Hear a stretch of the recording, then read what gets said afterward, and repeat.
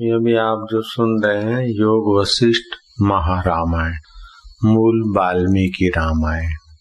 भरद्वाज ऋषि को वाल्मीकि जी बता रहे और भगवान राम को वशिष्ठ जी बता रहे। दो उत्तम वक्ता है और उत्तम श्रोता है। राम बादशाह कहते थे कि योग वशिष्ठ बार बार विचार करे तो आत्म साक्षात्कार अगर नहीं हो तो राम बादशाह सिर कटाएगा। इससे ऊंचे सदग्रंथ में सामान्य व्यक्ति की गति नहीं होती, तो सामान्य व्यक्ति को उचित है कि वो तीर्थ करे, यज्ञ करे, दान करे, पुण्य करे, उपवास करे, ताकि उसके पुण्य बढ़ जाए। तब इस ग्रंथ के सुनने में उसका अधिकार बनेगा तो रुचि होगी। अगर अधिकार नहीं है, पुण्याई नहीं है, तो ये शास्त्र सुनने में उसको अच्छा रस नहीं आएगा। ये इतना ऊंचा है, जैसे केजी पढ़ा हो, मिडिल हाई स्कूल हो गया हो तो कॉलेज में उसको चौंच खुपेगी। हाई स्कूल पास कर दिया हो तो कॉलेज के विषय में गति हो। ये आध्यात्मिकता का कॉलेज है, कोई साधारण नहीं। तो यहाँ वशिष्ठ जी कहते कि राम जी, वाल्मीकि जी कहेंगे भरद्वाज जी कि मनुष्य को पुरुषार्थ करना चाहिए। पूर्व का कैसा भी कर्म हो, कैसा भी प्रारब्ध हो, अभी उसे पुरुषार्थ करके अपना भविष्य उज्जवल करना चाहिए। ओम श्री सद्गुरु परमात्मा ने नमः। श्री वशिष्ठ जी बोले, हे रामचंद्र जी, इंद्रियों का जितना मोक्ष का कारण है और किसी क्रम तथा उपाय से संसार समुद्र नहीं तरा जाता। संतों के संग और सच्छास्त्रों के विचार से जब आत्म तत्व का बोध होता है तब इंद्रियां जीती जाती है और जगत का अत्यंत अभाव होता है। जब तक संसार का अत्यंत अभाव नहीं होता तब तक आत्मबोध नहीं होता। यह मैंने तुमसे क्रम कहा है, सो संसार समुद्र तरने का उपाय है। बहुत कहने से क्या है। सब कर्मों का बीज मन है। मन के छेदे से ही सब जगत का छेदन होता है। जब मन रूपी बीज नष्ट होता है तब जगत रूपी अंकुर भी नष्ट हो जाता है। सब जगत मन का रूप है। इसके अभाव का तुम उपाय करो। मलिन मन से अनेक जन्म के समूह उत्पन्न होते हैं और इसके जीतने से सब लोकों में जय होती है। सब जगत मन से हुआ है। मन के हुए से देह भी नहीं रहती। जब मन से दृश्य का अभाव होता है तब मन भी मृतक हो जाता है। इसके सिवाय कोई उपाय नहीं। हे रामचंद्र जी, मन रूपी पिशाच का नाश और किसी उपाय से नहीं होता। अनेक कल्प बीत गए हैं और बीत जाएंगे तब भी मन का नाश न होगा। इससे जब तक जगत दृश्यमान है तब तक इसका उपाय करो। जगत का अत्यंत अभाव चिंतना और स्वरूप आत्मा का अभ्यास करना, यही परम औषध है। इस उपाय से मन रूपी दृष्टा नष्ट होता है। जब तक मन नष्ट नहीं होता तब तक मन के मोह से जन्म मरण होता है और जब ईश्वर परमात्मा की प्रसन्नता होती है तब मन बंधन से मुक्त हो जाता है। श्री योग वशिष्ठ महारामायण, निर्वाण प्रकरण, सर्ग 219। श्री राम जी ने पूछा, हे भगवान, तुम कहते हो कि विपश्चित एक ही था और उन चारों की संविद भी एक ही थी, आकार भी एक ही था, तो भिन्न भिन्न रुचि कैसे हुई? जो एक पक्षी हुआ, दूसरा वृक्ष हुआ और वे वासना के अनुसार अनेक शरीर पाते फिरे। श्री वशिष्ठ जी बोले, हे रामचंद्र जी, इसमें क्या आश्चर्य है। उनके संवित एक ही थे, परंतु भ्रम से भिन्नता हो जाती है।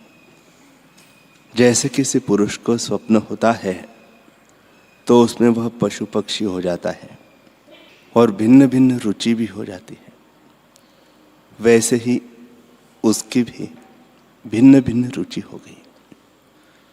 जैसे देखो कि शरीर तो एक ही होता है, पर उसमें नेत्र, श्रवण, नासिका, जिह्वा और त्वचा की रुचि भिन्न भिन्न होती है और इंद्रियां अपने अपने विषयों को ग्रहण करती है, सो एक ही शरीर में अनेकता भासित होती है। वैसे ही उनकी एक ही संवित थी, परंतु संकल्प भिन्न भिन्न था। इससे मन के फुरने से एक देह में अनेक भासित हुए।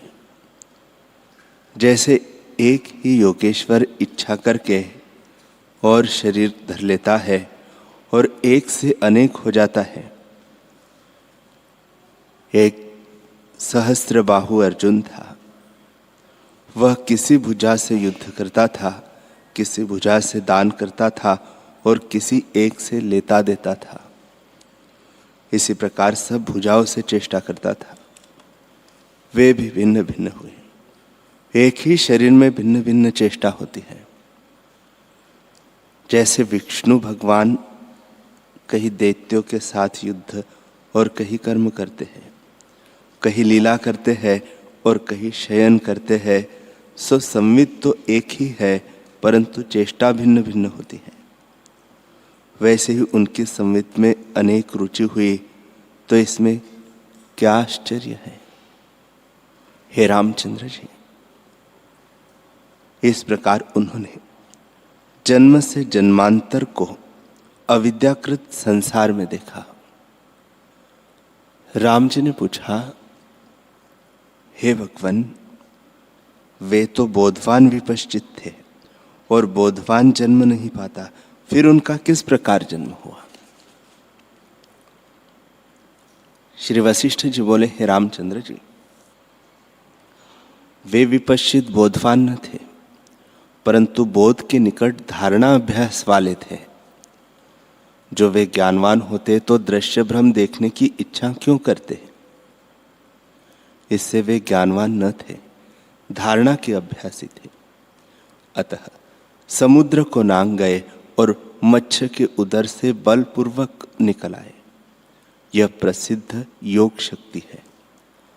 ज्ञान का लक्षण स्वसंवेद्य है, पर संवेद्य नहीं। राजा विपश्चित ज्ञानवान न थे, इस कारण देश देशांतर में घूमते रहे और ज्ञान बिना अविद्याकृत संसार में जन्म मरण में भटकते रहे। राम जी ने पूछा, हे भगवान, ज्ञानवान योगीश्वरों को भूत, भविष्य, वर्तमान तीनों काल का ज्ञान कैसे होता है। ज्ञानी योगी एक देश में स्थित हुआ सर्वत्र कर्मों को कैसे करता है, यह आप मुझसे कहिए। श्री वशिष्ठ जी बोले, हे रामचंद्र जी, अज्ञानी की बात यह मैंने तुमसे कही है। जितना जगत है सब चिदाकाश रूप है। जिनको ऐसे सत्ता का ज्ञान हुआ है वे महापुरुष हैं। जैसे स्वप्न से कोई पुरुष जागे तो स्वप्न की सब सृष्टियों से अपना ही स्वरूप लगती है और उसमें वह नहीं बंधता। हे रामचंद्र जी, यह सब नानात्व भासता है, सो नाना नहीं और अनाना भी नहीं। केवल आत्म सत्ता ज्यों की त्यों अपने आप में स्थित है। जैसे आकाश अपनी शून्यता में स्थित है, वैसे ही आत्मा अपने आप में स्थित है। ये तीनों काल भी ज्ञानवान को ब्रह्मरूप हो जाते हैं। सब जगत भी ब्रह्मरूप हो जाता है और उसका द्वैत भाव मिट जाता है। ऐसे ज्ञानवान को ज्ञानी ही जानता है और कोई नहीं जान सकता। जैसे अमृत को जो पीता है वही उसके स्वाद को जानता है और कोई नहीं जान सकता। हे रामचंद्र जी, ज्ञानी और अज्ञानी की चेष्टा तो तुल्य दिखती है, परंतु ज्ञानी का निश्चय कुछ और है और अज्ञानी का निश्चय और। जिसका हृदय शांत हुआ है वह ज्ञानवान है, और जिसका हृदय त्रिताप से जलता है वह अज्ञानी है, वह बंधा हुआ है। ज्ञानवान का शरीर चूर्ण हो अथवा उसे राज्य प्राप्त हो तो भी उसको राग द्वेष नहीं उपजता। वह सदा ज्यों का त्यों एक रस रहता है। वह जीवन मुक्त है, परंतु उसका यह लक्षण कोई नहीं जान सकता, वह आप ही जानता है। शरीर को दूध और सुख भी प्राप्त होता है, शरीर को दुख और सुख भी प्राप्त होता है। वह मरता और रुदन भी करता है, हंसता लेता और देता भी है, और इस प्रकार की सब चेष्टा करता दिखता है, पर वह अपने निश्चय में न दुखी होता है न सुखी होता है, न देता है और न लेता है, सदा ज्यों का त्यों रहता है। हे रामचंद्र जी, व्यवहार तो उसका भी अज्ञानी की नहीं दिखता है, परंतु हृदय से उसका यही निश्चय होता है। वह अद्भुत पद में स्थित रहता है, कभी उससे नहीं गिरता। उसका परम उदित रूप होता है। वह राग सहित भी दिखता है, पर हृदय से राग किसी में नहीं करता। क्रोध करता भी दिखता है, पर उसको क्रोध कभी नहीं होता। जैसे आकाश शुभ पदार्थों को धारण करता है और धुएं और बादल से ढका भी दिखता है, पर किसी का स्पर्श नहीं करता, वैसे ही ज्ञानवानों में सब क्रिया दिखती है, पर अपने निश्चय में उसे कोई स्पर्श नहीं करती। जैसे नट स्वांग ले आता है और चेष्टा करता दिखता है, पर हृदय से अपने नटत्व भाव में उसे निश्चय होता है, वैसे ही ज्ञानवान को भी सब क्रियाओं में अपने आत्मभाव का निश्चय होता है। जैसे जिसको स्वप्न आता है, वह यदि स्वप्न भी अपना पूर्व रूप स्मरण रखता है तो स्वप्न के पदार्थ में बरतता है, तो भी स्वप्न के सुख में अपने को सुखी और दुख में दुखी नहीं मानता। सब सृष्टि उसको अपना ही स्वरूप भासित होती है। वैसे ही ज्ञानवान को स्वरूप के निश्चय से सुख दुख का क्षोभ नहीं होता। जो ऐसे पुरुष हैं उनको दुख से कष्ट होता है। जैसे उनकी इच्छा होती है वैसे ही सिद्ध होकर भासती है। हे रामचंद्र जी, यह जितनी सृष्टि है सब चित सत्ता में है। योगीश्वर पुरुष उसी में स्थित होकर जहां पहुंचना चाहते हैं वहां अंतवाहक से जा पहुंचते हैं।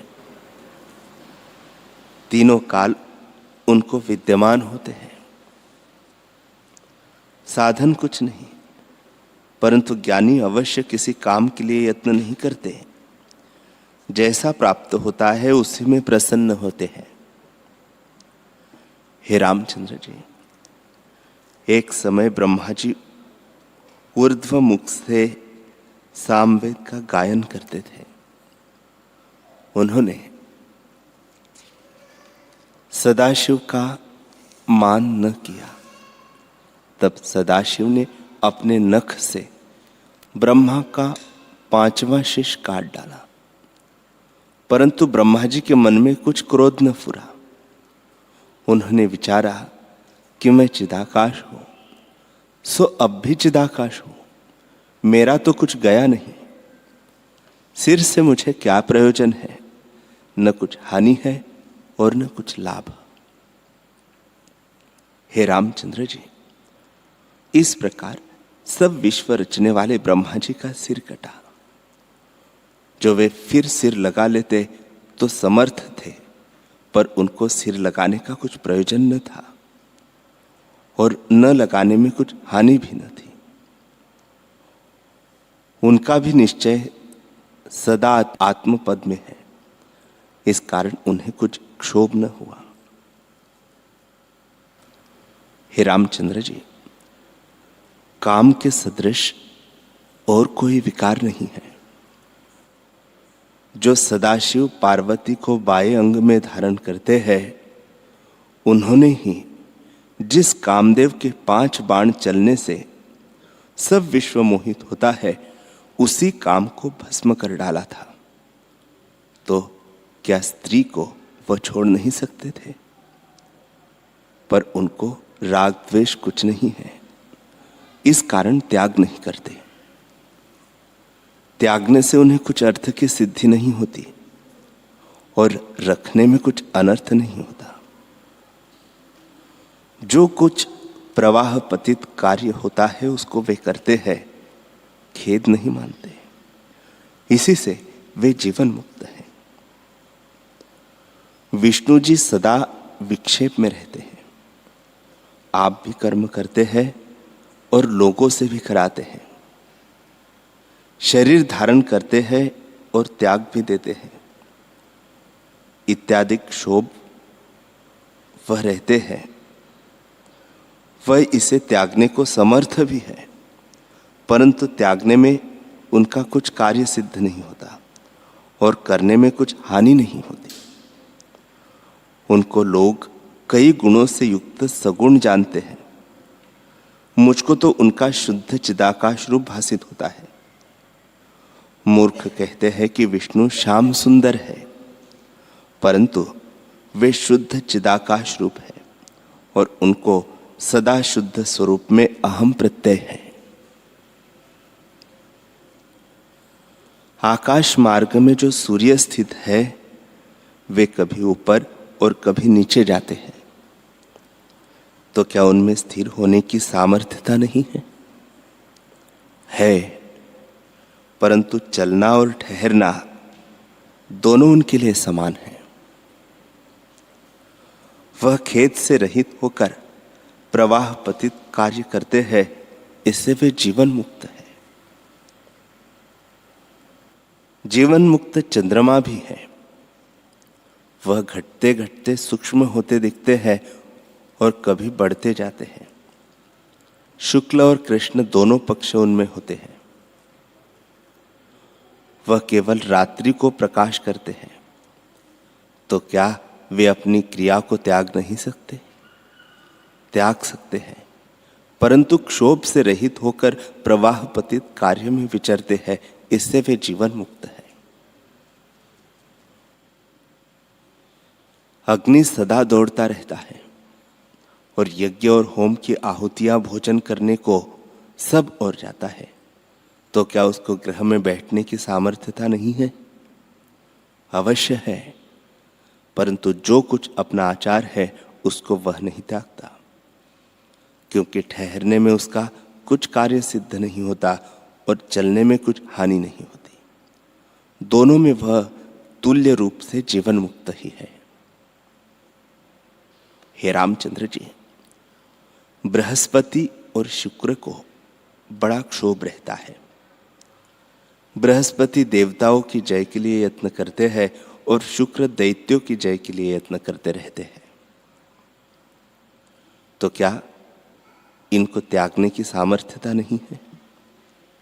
परंतु दोनों इनको तुल्य है। इस कारण खेद से रहित होकर अपने कार्य में लगे रहते हैं। इससे वे जीवन मुक्त पुरुष हैं। हे रामचंद्र जी, राज्य में बड़े क्षोभ होते हैं, पर राजा जनक आनंद सहित राज्य करते हैं और जीवन मुक्त है। प्रहलाद, बलि, वृत्तासुर और मुर आदि दैत्य जीवन मुक्त हुए हैं। वे समता भाव के लिए खेद से रहित नाना प्रकार की चेष्टा करते और हृदय से शीत और जीवन मुक्त रहे हैं। राजा नल, दिलीप और मानधाता आदिक ने भी समता भाव से राज्य किया है, वे भी जीवन मुक्त हैं। ऐसे ही अनेक राजे हुए हैं, उनमें ज्ञानवान भी दिखे हैं, परंतु हृदय में वे राग द्वेष से रहित शांत चित्त थे। हे रामचंद्र जी, ज्ञानी और अज्ञानी की चेष्टा तुल्य होती है, परंतु भेद इतना ही है कि ज्ञानी का चित्त शांत और अज्ञानी का चित्त क्षोभ में होता है। अज्ञानी इष्ट की प्राप्ति में हर्षवान होता है और अनिष्ट की प्राप्ति में द्वेष करता है और ग्रहण त्याग की इच्छा से जलता है, क्योंकि उसको संसार सत्य भासित होता है। जिसका चित्त शांत हो गया है, उसके भीतर न राग है न द्वेष। स्वाभाविक शरीर का जो प्रारब्ध होता है, उसमें उसे कुछ भी अपना अभिमान नहीं होता। उसके निश्चय में सब आकाश रूप है। जगत कुछ बना नहीं, ब्रह्मात्र है। जैसे आकाश में नीलिमा ब्रह्मात्र है और दूर नहीं होती, वैसे यह जगत भ्रम से भासित है, परंतु होता नहीं। जैसे आकाश में नाना प्रकार के तरुवर दिखते हैं, वैसे ही आत्मा में जगत भासित होता है। जैसे काष्ठ की पुतली काष्ठ रूप होती है, वैसे यह जगत भ्रम रूप है। हे रामचंद्र जी, जो कुछ भ्रम से भिन्न भासित होता है, वह सब भविष्य न कर में असत्य है, और जो कुछ तुम्हें देख पड़ता है, वह भी कुछ नहीं। केवल सब कल्पना से रहित शुद्ध संवित जड़ता बिना मुक्त स्वभाव एक अद्वैत आत्म सत्ता स्थित है। वह केवल आकाश रूप है, उसमें जगत भी वही रूप है। वह पाषाण की शिला सदृश ठोस और मौन है। तुम भी उसी रूप में स्थित हो जाओ और जीवन मुक्त हो जाओ।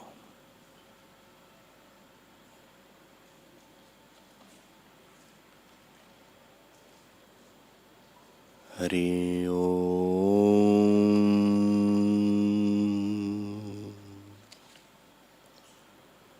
हरि ओम।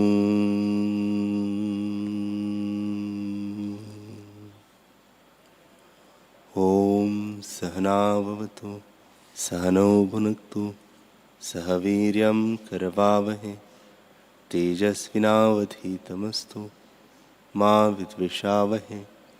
ओम शांति शांति शांति। श्री सद्गुरुदेव भगवान की जय।